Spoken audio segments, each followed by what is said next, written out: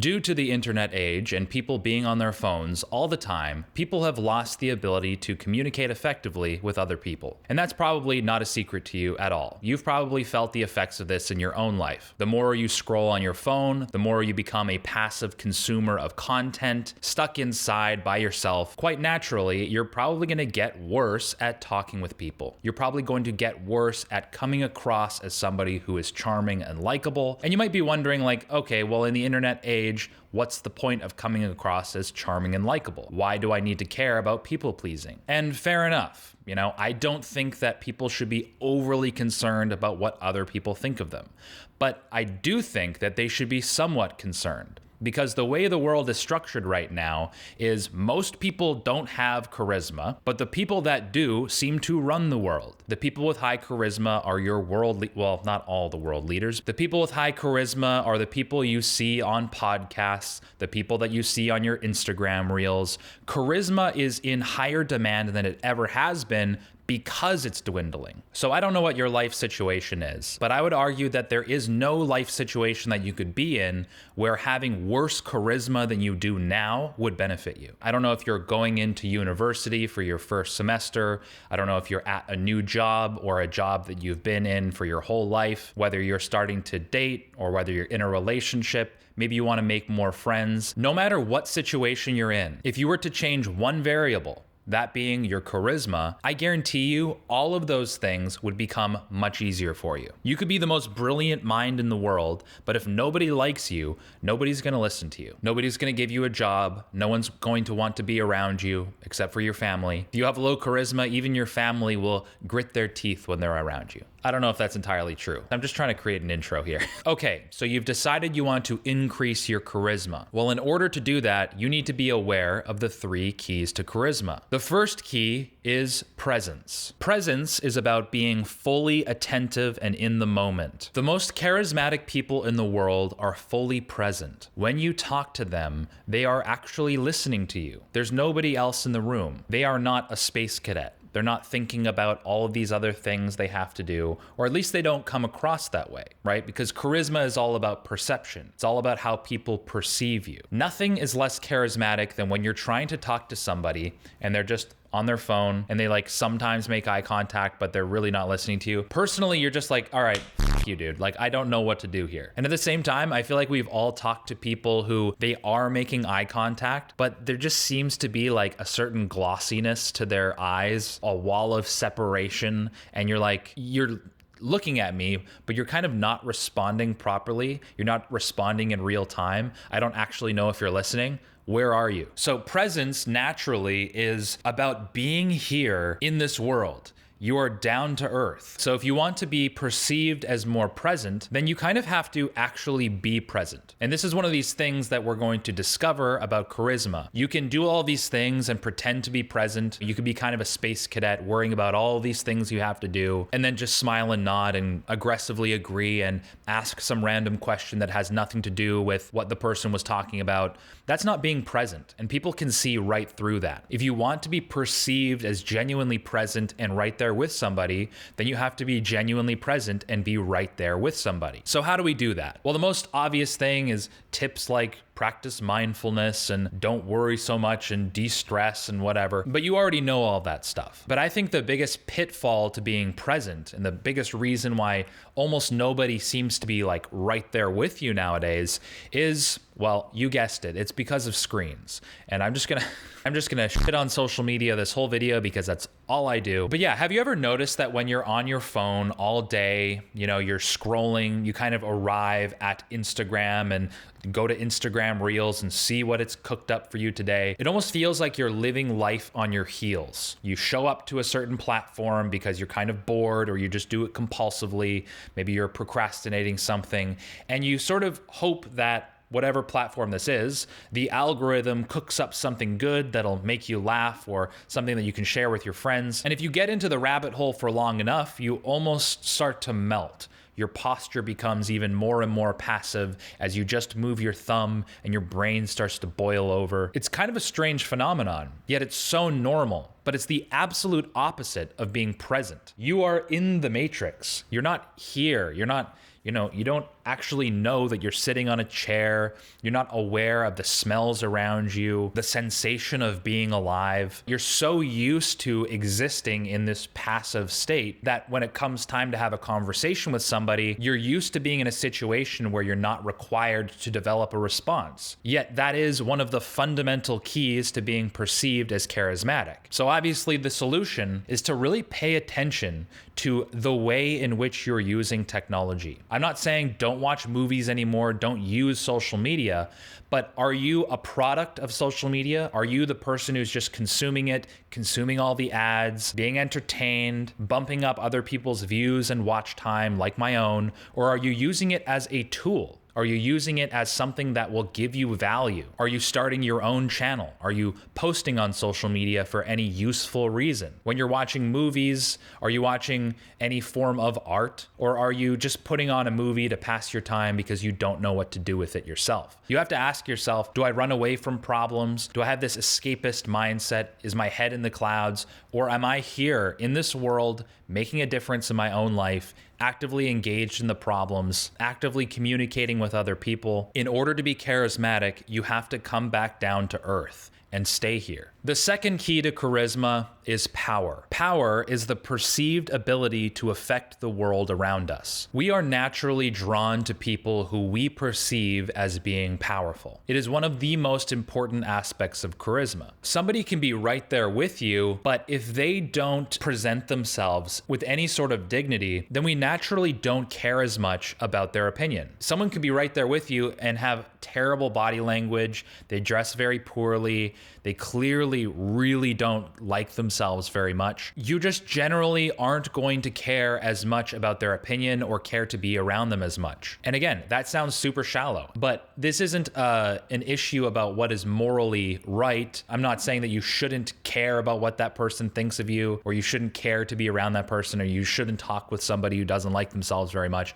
I'm talking about charisma and the components of charisma. And somebody who does not have good posture, doesn't dress well, has low confidence, and appears to have low self-esteem and a low sense of self-worth, that person is not going to be perceived as very charismatic. So if you want to become somebody who is charismatic, which, I mean, if you made it this far into the video, you do, then you need to think about how you hold yourself, how you appear to others in the world. And as we've talked about in other videos, it's very hard to fake genuine confidence and genuine power. You might be able to, at a glance, someone looks at you and says, okay, this person has good posture, he's walking like he's on a mission, and he dresses well. But as they start to have a conversation with you, it's very easy to tell whether somebody is cocky and just faking it, or whether they are genuinely confident and really have this sense of internal dignity. So in order to generate power, in order to be somebody who feels powerful, who is perceived as powerful and useful and capable to others, you have to be useful and capable. You have to like your life. You have to be proud of yourself. You have to be somebody who feels like they're doing the right thing, somebody who has a good relationship with themselves. You almost have to generate this sort of king-like energy. A king, when he walks into a room,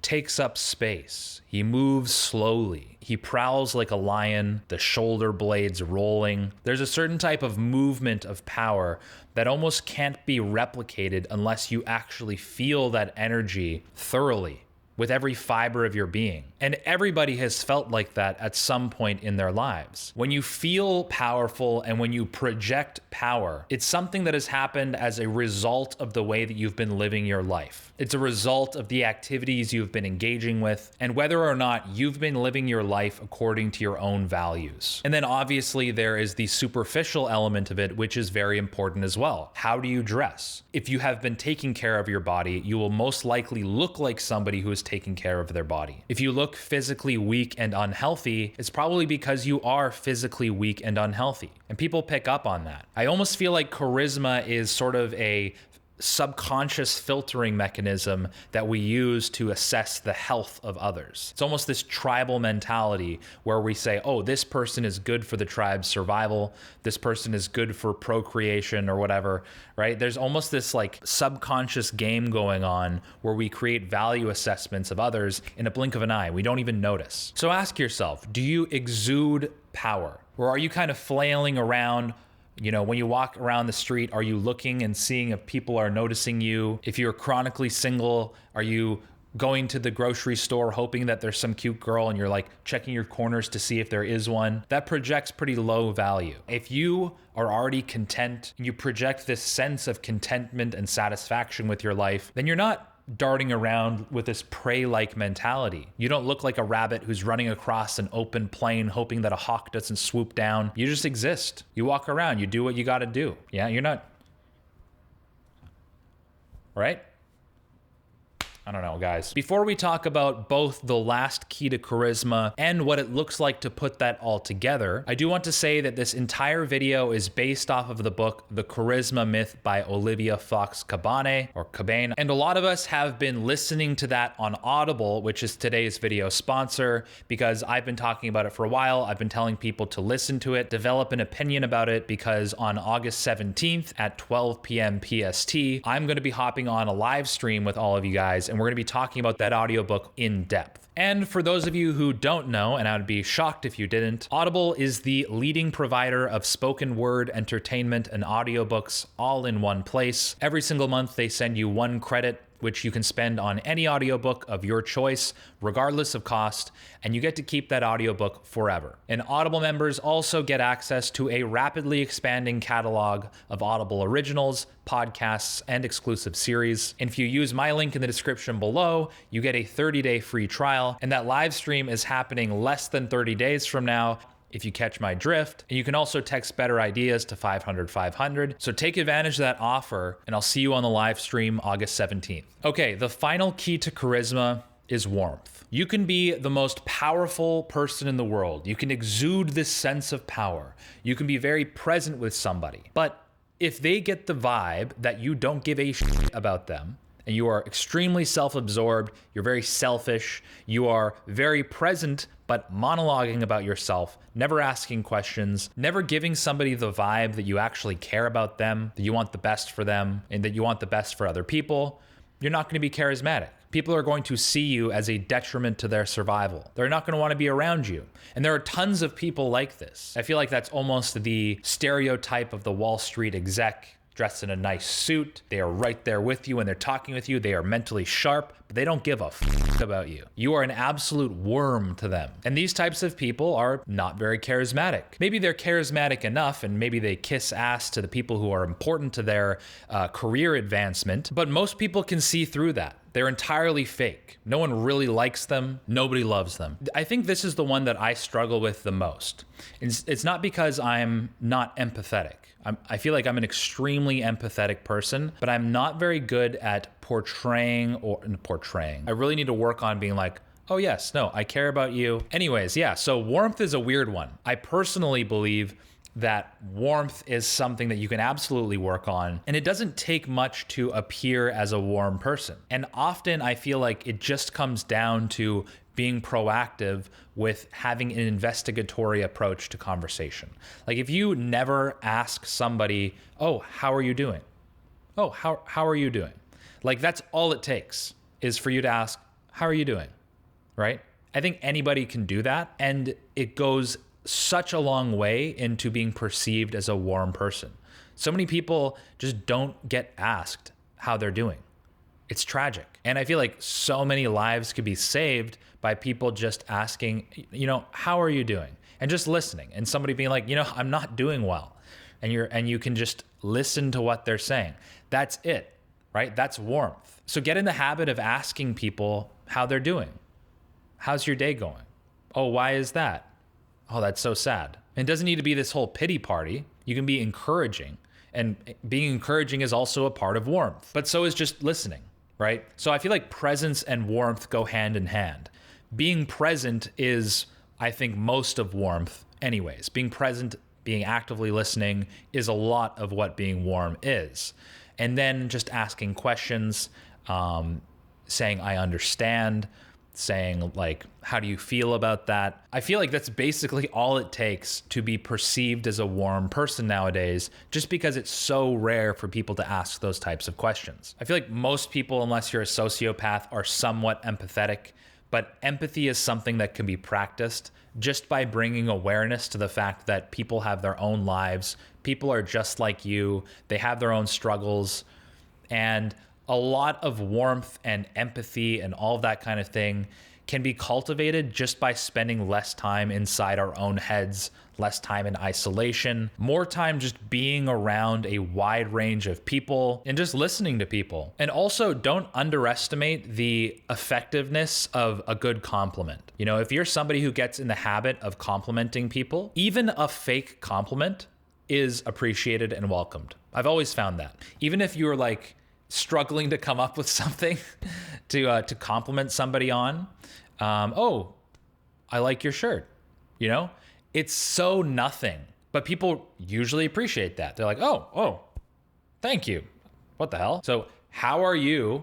And I like blah, blah, blah, blah, blah. Even if your compliment makes no sense, people tend to appreciate it. Okay, so let's talk about bringing this whole thing together. What the hell did I just say? What the hell do all these things mean? And what does it look like when somebody implements presence, power, and warmth? Well, look no further than all the charismatic people in all the movies that we know and love. One of the best displays of presence, power, and warmth that I've ever seen in media is Aragorn, son of Arathorn. He is Aragorn. He is the perfect example of somebody who exudes power, you know, absolute capability, physical prowess, king-like dignity. Yet when you're talking to Aragorn, he cares about you. He cares about the little ones. He cares about his hobbits. He cares about the world around him. He cares about fighting evil and being good. You don't see him scrolling on his phone when Frodo's trying to talk to him. What character from a movie or show or real life do you think is extremely charismatic? Because I would love to know who you think the most charismatic people are. And yeah, I'm just curious. Or am I? Am I just expressing warmth? Am I trying to farm comments so that the video does better? Yes. If you are interested in wasting your life on social media, then follow me, Instagram.com/betterideas. I don't know what to do about that because I need more followers to, no, I don't.